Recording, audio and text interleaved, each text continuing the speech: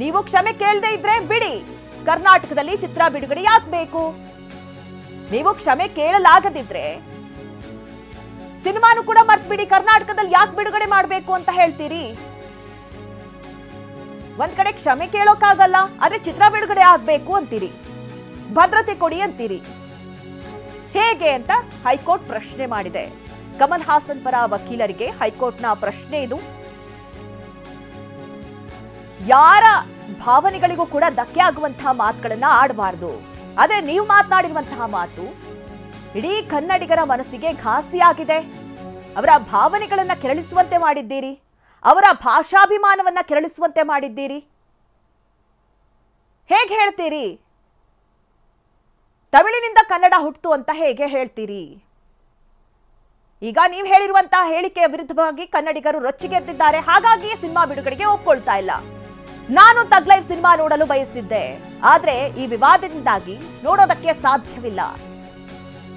ನ್ಯಾಯಮೂರ್ತಿ ಎಂ ನಾಗಪ್ರಸನ್ನ ಅವರಿದ್ದ ಪೀಠ ಗರಂ ಆಗಿರೋ ರೀತಿ ಇದು.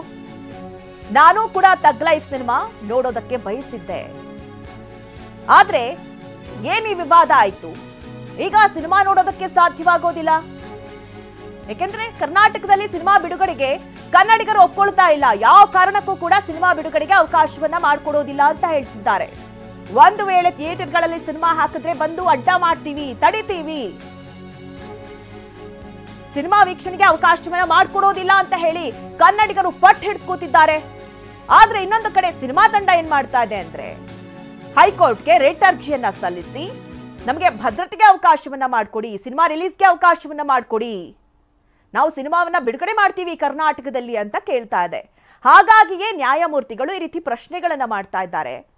ಒಂದ್ ಕಡೆ ನೀವು ತಪ್ಪು ಮಾಡಿದ್ದೀರಿ, ತಪ್ಪು ಮಾತನಾಡಿದ್ದೀರಿ, ಕ್ಷಮೆ ಕೇಳಿ ಅಂದ್ರೆ ಅದನ್ನ ನಿರಾಕರಿಸ್ತೀರಿ, ಕ್ಷಮೆ ಕೇಳೋದಕ್ಕೆ ಒಪ್ಕೊಳ್ತಾ ಇಲ್ಲ. ಓಕೆ, ನೀವು ಕ್ಷಮೆ ಕೇಳೋದು ಬೇಡ, ಕ್ಷಮೆ ಕೇಳಲಿಲ್ಲ ಅಂತ ಅಂದ್ರೆ, ಕೇಳೋಕೆ ಒಪ್ಕೊಳ್ಳೋಕೆ ನೀವು ರೆಡಿ ಇಲ್ಲ ಅಂತ ಅಂದ್ರೆ ಸಿನಿಮಾ ಬಿಡುಗಡೆ ಯಾಕೆ ಮಾಡ್ತೀರಿ? ನಿಮ್ಮ ನಿಲುವೇನು ತಿಳಿಸೋದಕ್ಕೆ ಹೈಕೋರ್ಟ್ ಸೂಚನೆಯನ್ನ ಕೊಟ್ಟಿದೆ. ನೋಡಿ, ಕಮಲ್ ಹಾಸನ್ ಪರವಾಗಿ ಏನು ವಕೀಲರು ವಾದವನ್ನ ಮಾಡ್ತಾ ಇದ್ದಾರೆ, ಅವರಿಗೆ ಈಗ ನ್ಯಾಯಮೂರ್ತಿಗಳು ಒಂದು ಸೂಚನೆಯನ್ನ ಕೊಟ್ಟಿದ್ದಾರೆ. ನಿಮ್ಮ ನಿಲುವೇನು ತಿಳಿಸಿ. ನೀವು ಒಂದ್ ಕಡೆ ಕ್ಷಮೆ ಕೇಳ್ತೀರಾ, ಆ ಬಗ್ಗೆ ಹೇಳಿ. ಇಲ್ಲ ಕ್ಷಮೆ ಕೇಳಲ್ಲ ಅಂತ ಅಂದ್ರೆ ಮತ್ತೆ ಯಾಕೆ ಕರ್ನಾಟಕದಲ್ಲಿ ಸಿನಿಮಾವನ್ನ ಬಿಡುಗಡೆ ಮಾಡಬೇಕು? ಈ ಬಗ್ಗೆ ನಿಮ್ಮ ನಿಲುವೇನು? ಆ ಬಗ್ಗೆ ಹೈಕೋರ್ಟ್ ಈಗ ಪ್ರಶ್ನೆ ಮಾಡಿದೆ. ವಾದ ಪ್ರತಿವಾದ ನಡೀತಾ ಇರುವಂತದ್ದು. ಒಂದ್ ಕಡೆ ನ್ಯಾಯಮೂರ್ತಿಗಳು ಈ ರೀತಿ ಪ್ರಶ್ನೆಗಳನ್ನ ಮಾಡ್ತಾ ಇರೋದು. ಈಗ ನಿಮ್ಮ ನಿಲುವೇನು ಅಂತ ಹೇಳಿ ತಿಳಿಸೋದಕ್ಕೆ 2:30ಕ್ಕೆ ಮಧ್ಯಾಹ್ನ 2:30ಕ್ಕೆ ಅರ್ಜಿಯ ವಿಚಾರಣೆಯನ್ನ ಮುಂದೂಡಲಾಗಿದೆ. ಈಗೇನು ನ್ಯಾಯಮೂರ್ತಿಗಳು ಒಂದಷ್ಟು ಪ್ರಶ್ನೆಗಳನ್ನ ಕಮಲ್ ಹಾಸನ್ ಅವರ ಪರವಾಗಿ ವಕೀಲರ ಮುಂದಿಟ್ರು, ಈ ಎಲ್ಲಾ ವಿಚಾರಕ್ಕೆ ಸಂಬಂಧಪಟ್ಟಂತೆ ಅವರು ಮಧ್ಯಾಹ್ನ 2:30ಕ್ಕೆ ತಮ್ಮ ನಿಲುವೇನು ಅನ್ನೋದನ್ನ ತಿಳಿಸಬೇಕಾಗುತ್ತೆ. ಒಂದ್ ಕಡೆ ಕಮಲ್ ಹಾಸನ್ ಅವರು ಕ್ಷಮೆ ಕೇಳೋದಕ್ಕೆ ಒಪ್ಕೊಂಡಿದ್ರೆ ಅದು ಓಕೆ, ಕ್ಷಮೆ ಕೇಳ್ತಾರಾ ಇಲ್ವಾ ಇದ್ರ ಬಗ್ಗೆ ತಿಳಿಸ್ಬೇಕು. ಕ್ಷಮೆ ಕೇಳದೆ ಇದ್ರೆ ಮತ್ತೆ ಕರ್ನಾಟಕದಲ್ಲಿ ಸಿನಿಮಾ ಯಾಕೆ ಬಿಡುಗಡೆ ಆಗ್ಬೇಕು? ನಿಮ್ಮ ಸಿನಿಮಾವನ್ನ ಕನ್ನಡಿಗರು ನೋಡೋದಕ್ಕೆ ಇಷ್ಟಪಡ್ತಾ ಇಲ್ಲ ಅಂದ ಮೇಲೆ ಕರ್ನಾಟಕದಲ್ಲಿ ಸಿನಿಮಾ ಯಾಕೆ ಬಿಡುಗಡೆ ಆಗ್ಬೇಕು? ಆ ಸಿನಿಮಾವನ್ನ ಭದ್ರತೆಯೊಟ್ಟಿಗೆ ಬಿಡುಗಡೆ ಮಾಡುವಂತಹ ಅವಶ್ಯಕತೆ ಆದ್ರೂ ಏನಿದೆ? ಕನ್ನಡಿಗರೇ ವಿರೋಧ ವ್ಯಕ್ತಪಡಿಸ್ತಾ ಇದ್ದಾರೆ. ನಿಮ್ಮ ಒಂದೇ ಒಂದು ಕ್ಷಮೆ ಕೇಳ್ತಾ ಇದ್ದಾರೆ. ನೀವು ಒಂದೇ ಬಾರಿ ಕ್ಷಮೆಯನ್ನ, ನನ್ನ ಹೇಳಿಕೆ ತಪ್ಪಾಗಿದೆ ಅಥವಾ ನನಗೆ ಗೊತ್ತಿಲ್ಲದೆ ಮಾತನಾಡಿದ್ದೇನೆ, ಒಂದು ಮಾತು ಕ್ಷಮೆ ಕೇಳಿದ್ರೆ ನಿಮ್ಮ ಸಿನಿಮಾ ಇಡೀ ನೀವೆಲ್ಲೆಲ್ಲಿ ಬಯಸಿದ್ದೀರೋ ಅಲ್ಲೆಲ್ಲ ರಿಲೀಸ್ ಆಗುತ್ತೆ. ಯಾರ್ಯಾರು ನೋಡಬೇಕು ಅಂತ ಬಯಸಿದ್ದಾರೋ ಅವರೆಲ್ಲರೂ ಕೂಡ ಸಿನಿಮಾವನ್ನ ನೋಡ್ತಾರೆ. ಇವನ್ ನ್ಯಾಯಮೂರ್ತಿಗಳು ಕೂಡ ಹೇಳಿದ್ರು, ನಾನು ಕೂಡ ತಗ್ ಲೈಫ್ ಸಿನಿಮಾವನ್ನ ನೋಡೋದಕ್ಕೆ ಬಯಸಿದ್ದೆ, ಆದ್ರೆ ಈ ಎಲ್ಲಾ ವಿವಾದಗಳಿಂದಾಗಿ ನನಗೂ ಕೂಡ ಸಿನಿಮಾ ನೋಡೋದಕ್ಕೆ ಸಾಧ್ಯವಾಗ್ತಾ ಇಲ್ಲ. ಹೀಗಾಗಿ ಈ ಬಗ್ಗೆ ನಿಮ್ಮ ನಿಲುವೇನು? ನಿಮ್ಮ ಮುಂದಿನ ನಿಲುವಿನ ಕುರಿತಂತೆ ನಮಗೆ ತಿಳಿಸಿ ಅಂತ ಹೇಳಿ ಈಗ ಹೈಕೋರ್ಟ್ ಮಧ್ಯಾಹ್ನ 2:30ಕ್ಕೆ ವಿಚಾರಣೆಯನ್ನ ಮುಂದೂಡಿದೆ. ಹೀಗಾಗಿ ಏನಾಗುತ್ತೆ? ಕಮಲ್ ಹಾಸನ್ ಪರವಾದ ವಕೀಲರು ಏನ್ ಹೇಳ್ತಾರೆ? ಮಧ್ಯಾಹ್ನ ಬಹಳಷ್ಟು ಕುತೂಹಲಕ್ಕೆ ಕಾರಣವಾಗಿದೆ. ನ್ಯಾಯಮೂರ್ತಿಗಳು ಒಂದಷ್ಟು ಪ್ರಶ್ನೆಗಳನ್ನ ಕಮಲ್ ಹಾಸನ್ ಅವರ ಪರವಾದ ವಕೀಲರ ಮುಂದಿಟ್ಟಿದ್ದಾರೆ. ಒಂದು ಹೈ ಬಜೆಟ್ ಸಿನಿಮಾ ಅಂತ ಹೇಳ್ತೀರಿ, ವಾಣಿಜ್ಯ ಉದ್ದೇಶಕ್ಕೆ ಸಿನಿಮಾ ಮಾಡಿದ್ದೀವಿ ಅಂತ ಹೇಳ್ತೀರಿ. ನಿಮ್ಮ ತಪ್ಪಿಗೆ ಪೊಲೀಸರು ಸಿನಿಮಾ ಪ್ರದರ್ಶನಕ್ಕೆ ಭದ್ರತೆಯನ್ನ ನೀಡಬೇಕಾ? ನೀವು ಮಾಡಿರೋ ತಪ್ಪಿಗೆ ನಮ್ಮ ಪೊಲೀಸರು ಭದ್ರತೆಗೆ ಬರಬೇಕಾ? ನಿಮ್ಮ ಹೇಳಿಕೆಯಿಂದ ಶಿವರಾಜ್ ಕುಮಾರ್ಗೂ ಕೂಡ ಸಮಸ್ಯೆ ಆಗಿದೆ.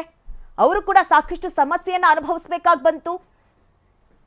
ನೀವು ನಿಮ್ಮ ಹೇಳಿಕೆಯನ್ನ ನಿರಾಕರಿಸಿಲ್ಲ, ಒಪ್ಕೊಂಡಿದ್ದೀರಾ, ಕ್ಷಮೆಯಾಚನೆ ಮಾಡೋದಕ್ಕೆ ಸಿದ್ಧವಾಗಿಲ್ಲ. ಬೇರೆಯವರ ಭಾವನೆಗಳಿಗೆ ಧಕ್ಕೆ ತರುವಂತಹ ಸಿನಿಮಾ ಬಿಡುಗಡೆಗೆ ಬಯಸ್ತಾ ಇದ್ದೀರಾ. ನೋಡಿ, ನ್ಯಾಯಮೂರ್ತಿಗಳ ಪ್ರಶ್ನೆ ಇದು ಕಮಲ್ ಹಾಸನ್ ಅವರ ಪರವಾದ ವಕೀಲರಿಗೆ. 300 ಕೋಟಿಯ ಸಿನಿಮಾ ಅಂತ ಹೇಳ್ತಾ ಇದ್ದೀರಿ, ಆದೇಶ ಹೊರಡಿಸಲು ನನಗೆ ಸಮಸ್ಯೆ ಇಲ್ಲ, ಕ್ಷಮೆ ಕೇಳದೇ ಇದ್ರೆ ಬಿಡಿ, ಕರ್ನಾಟಕದಲ್ಲಿ ಬಿಡುಗಡೆ ಯಾಕೆ ಮಾಡಬೇಕು? ಕನ್ನಡಿಗರ ಕ್ಷಮೆ ಕೇಳದೇ ಇಲ್ಲ ಅಂದಮೇಲೆ ನಾನು ತಗ್ ಲೈಫ್ ಸಿನಿಮಾ ನೋಡೋದಕ್ಕೆ ಬಯಸಿದ್ದೆ, ಆದರೆ ಈ ವಿವಾದದಿಂದ ನೋಡೋದಕ್ಕೆ ಸಾಧ್ಯವಿಲ್ಲ. ನೋಡಿ, ಕಮಲ್ ಹಾಸನ್ ಒಬ್ಬ ಒಳ್ಳೆ ಅದ್ಭುತ ಕಲಾವಿದ.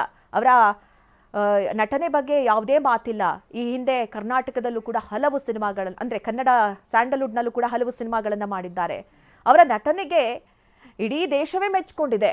ಆದರೆ ಅವರು ಕನ್ನಡಿಗರ ಬಗ್ಗೆ, ಕನ್ನಡದ ಬಗ್ಗೆ ಮಾತನಾಡಿದಂತಹ ಒಂದು ಹೇಳಿಕೆ ಕನ್ನಡಿಗರನ್ನ ಕೆರಳುವಂತೆ ಮಾಡಿದೆ. ಅವರು ಒಂದು ಕ್ಷಮೆ ಕೇಳಿದ್ರೆ ಸಾಕಾಗ್ತಿತ್ತು, ಅದರ ಬದಲಾಗಿ ಉದ್ದಟತನದ ಮಾತನಾಡಿದ್ರು. ನಾನು ಯಾವುದೇ ಕಾರಣಕ್ಕೂ ಕೂಡ ಕ್ಷಮೆ ಕೇಳೋದಿಲ್ಲ ಅನ್ನುವಂಥ ಮಾತಾಡಿದ್ರು. ಮತ್ತೆ ಮತ್ತೆ ಅಂತಹದ್ದೇ ಹೇಳಿಕೆಗಳನ್ನ ನೀಡ್ತಾ ಬಂದ್ರು. ಇದು ಕನ್ನಡಿಗರನ್ನ ಇನ್ನಷ್ಟು ಕೆರಳುವಂತೆ ಮಾಡ್ತು.